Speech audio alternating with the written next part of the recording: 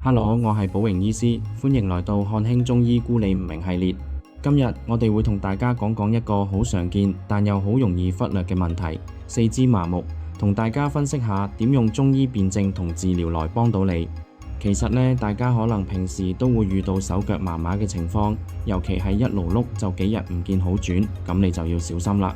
因為中醫睇呢個症狀，唔單止講肌膚唔舒服咁簡單，仲涉及到身體內部氣血或經絡嘅問題。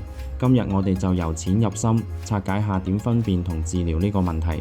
首先你要知道呢，四肢麻木喺中醫入面屬於痹症，或者有時叫做中風前兆嘅範疇。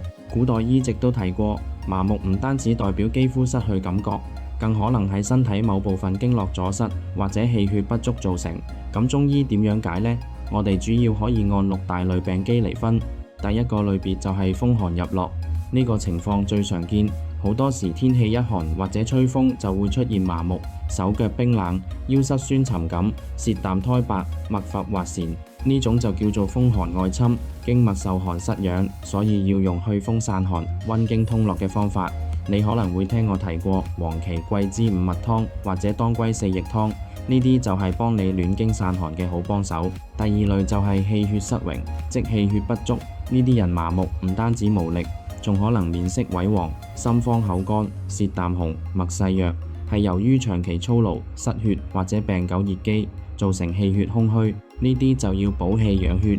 藥方可以用補中益氣湯或者八珍湯，幫你補充身體基本能量。如果麻木之餘仲伴有鬱脹、疼痛，甚至按壓會舒嘅情況，就屬於氣滯血瘀啦。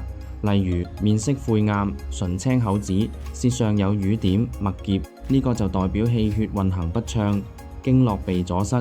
治療上就要行氣活血，用桃紅四物湯幫你化瘀通絡。另一個比較特別嘅情況就係肝風內動，好似經常手震、頭暈、失眠兼麻木，好多時係肝陽過旺，好似肝火上升咁。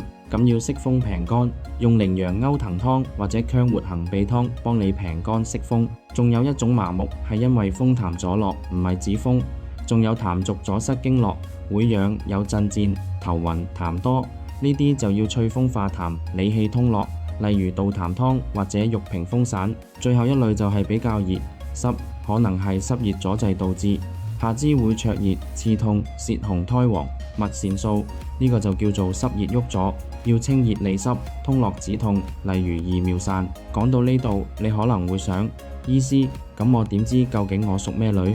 答案喺於辨證啦。唔同人病因不同，治療就要針對性到位。另外，我哋都要留意長期麻木或者不仁，可能有中風嘅前兆，尤其喺中年朋友裏面，好值得警惕。中醫認為及早辨證、早日調理，先可以預防更嚴重嘅問題。最後記住啦，治療唔係單憑藥方咁簡單，更重要嘅係調整情志，改善生活習慣。